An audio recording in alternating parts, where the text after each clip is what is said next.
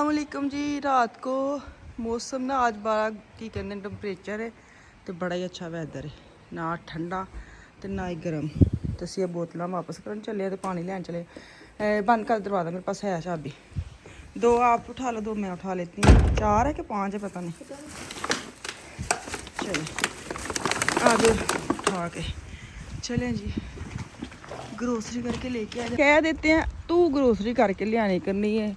तो मुझे इतना गुस्सा आता है ना कि मुझे गाड़ी बताया करे कि कहाँ पार्क की है। पहले तो मुझे आधा घंटा लग जाता है गाड़ी ढूंढने में और बारिश में, और इसलिए मैंने ना छोड़ दी हुई थी कि आप ही लेके आया करें, ये कोई तरीका नहीं है। तो अब लुकमान को पूछे हैं और वो कह रहे हैं मुझे नहीं पता, मैं खुद भूल गया मैंने कहाँ पार्क की है। इस साइड पे कह रहा, देखती हूँ, अल्लाह कर इधर ही खड़ी हो तो मैं कार के लिए आऊँ। विशाल को मैं उधर ही खड़ी कर आई हूँ। मैं कहा बारिश में मैं तो चलो गाड़ी ले आऊँगी, आप जो फ्लैश है उनके पास रहो, कोई बोरा इन्हें ना चुक के ले जाए। हमारे पहले गार्डन की तरफ से ना बहुत ज़्यादा बोतलें उठा के ले जाते थे, हमें पता ही नहीं चलता था। अब हम लाक लगाते हैं। एक शॉपर भी अगर उठा के कोई ले जाए तो उसकी तो लग गई ना मुझे। ये तो नहीं है, लगता है ये थे, हाँ यही है। तो ये कितने खरीदार के गए। चलें जी गाड़ी निकालें।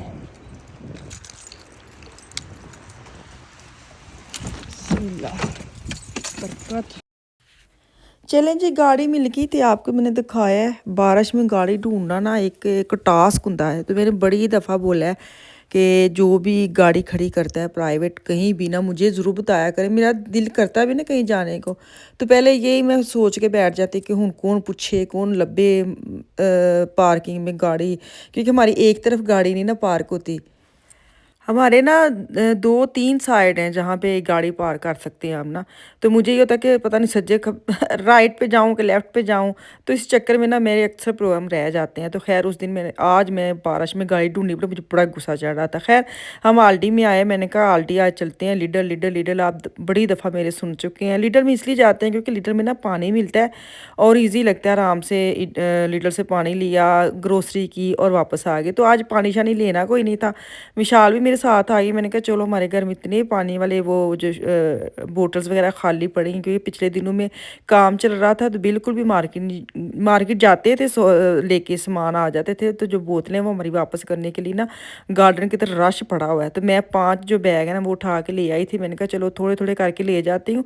लुकमान लेके जाता है नॉर्मल, तो आजकल उसकी चल रही हैं आरबट्स वगैरह, तो उसको मैं काम कहती नहीं हूँ कि चलो जो भी हो ना हम खुद ही मैनेज कर लें। तो मैंने 5 जो बैग उठा लिए। तो मैंने कहा चलो 2 उधर मशीनें होती है तो हम दोनों माँ बेटी डाल लें, क्योंकि ये भी आप 15-20 मिनट खा जाता है बोतलें डालना। तो खैर ये भी अल्लाह करे कोई ऐसी मशीन निकालें जिथे पूरा छापर उल्टाओ तो पैसे आ जाए बाहर। ये एक करके बोतल डालनी इन्ना स्यापा लगता है।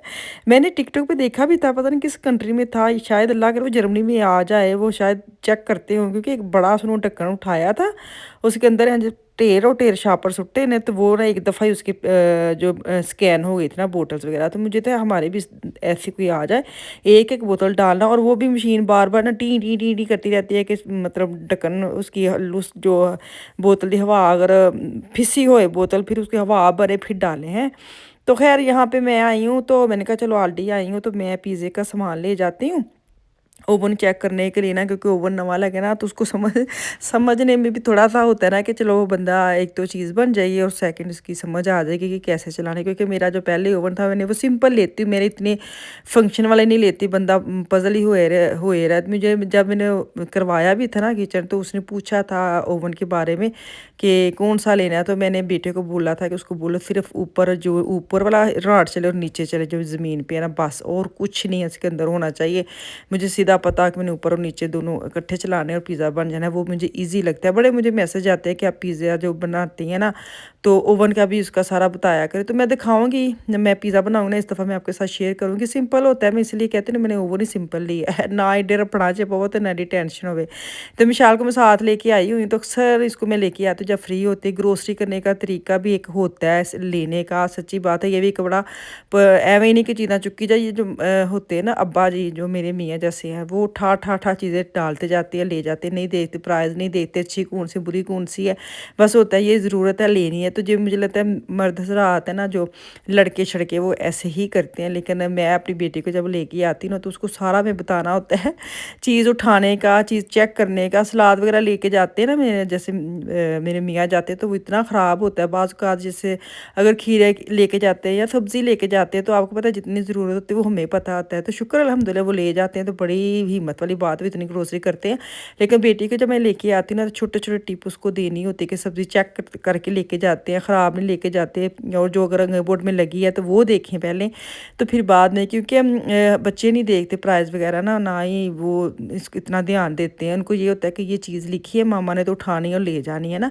तो बेटियों को ये तरीका भी ਇਹ ਵੀ ਇੱਕ ਹੋ ਜਾਂਦਾ ਵੇ, ਜਦੋਂ ਤੁਸੀਂ ਸ਼ਾਦੀ ਵਗੈਰਾ ਕਰਨੀ ਹੈ ਤਾਂ ਅੱਗੋਂ ਕੱਲ੍ਹ ਨੂੰ ਇਹਨਾਂ ਨੇ ਆਪਣੇ ਘਰ ਆਪ ਹੀ ਚਲਾਉਣੇ ਨੇ, ਤਾਂ ਬੜਾ हर एक ਹੁੰਦਾ ना, हर स्टेप पे ਤੁਹਾਨੂੰ कुछ ना कुछ सिखाना पैंदा वे। तो खैर यहाँ से मैं लूँगी फल फ्रूट, और वो भी खाली पड़ी हुई रेहड़ियाँ। पता नहीं आल्डी में आऊँ ना तो आल्डी में चीज़ें खाली होती हैं, इसलिए मैं लीडर में जाती हूँ। लीडर में इतनी खाली नहीं होती, लीडर फुल होती है।